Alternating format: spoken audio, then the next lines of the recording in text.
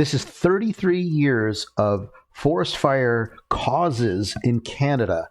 And why is it that when the Liberals announce carbon tax, and that's the yellow part, why is it right when they announce it the same year, all of a sudden every forest fire is climate change or a hidden or lazy way of getting the data? And I'll show why it's a lazy way of getting it, and they just don't care.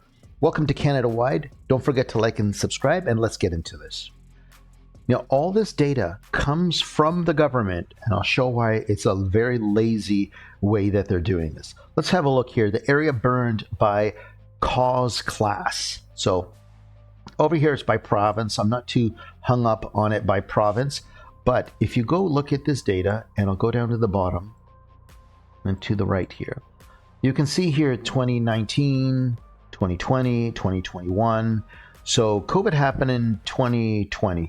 And so they still calculated at that point. But all of a sudden in 2021, everything went into unspecified here, unspecified.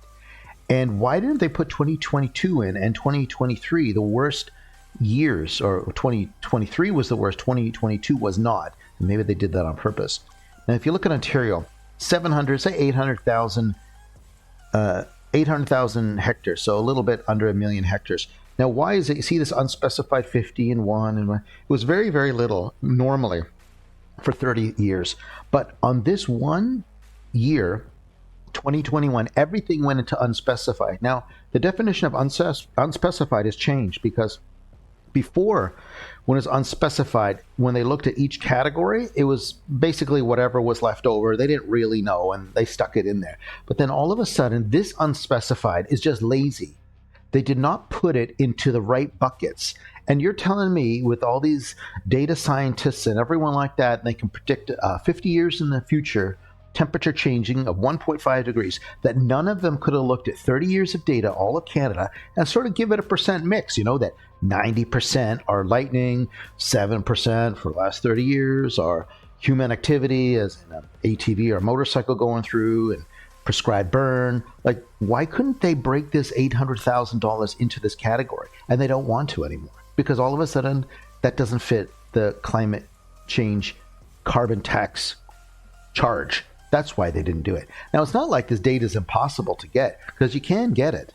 And this is the lazy part of that PhD doctor in Guilbeault. Let's have a look at him for a sec.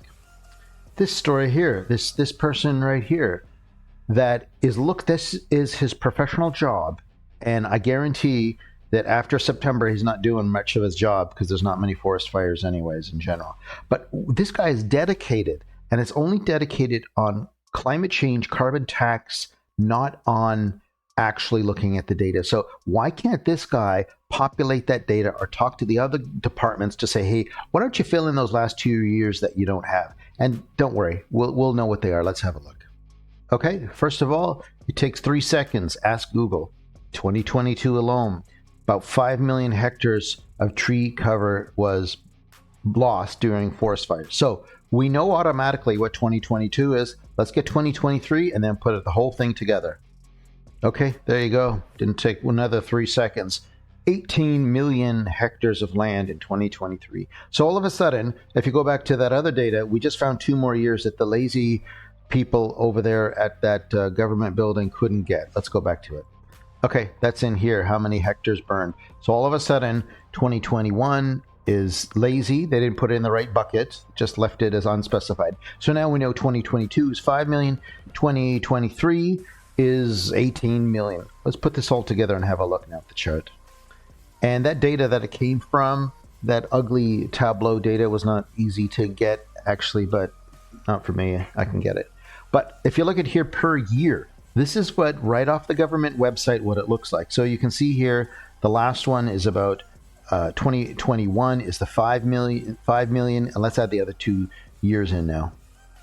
Okay, this is all by year now. So this is 5 million right here, 10 million, 15, and 20 million hectares. The last one, 2023, the big forest fires that report came out from Quebec. That's 18 million hectares. That is the most gigantic one. It's climate change. Boom. Climate change. That's what it was. Number 2 on the list here is this blue one, 2022, hidden because cause so far and lazy. This is the one they wouldn't fill in the information. You notice that they didn't fill it in what that was because they don't want to put it because it's super low. You see how low? How did it go from low to super high all of a sudden? Right when the carbon tax came in. This one right here is 2021, which was still pretty high, but they were super lazy because they didn't put it in these buckets of lightning, human, and lightning is the yellow.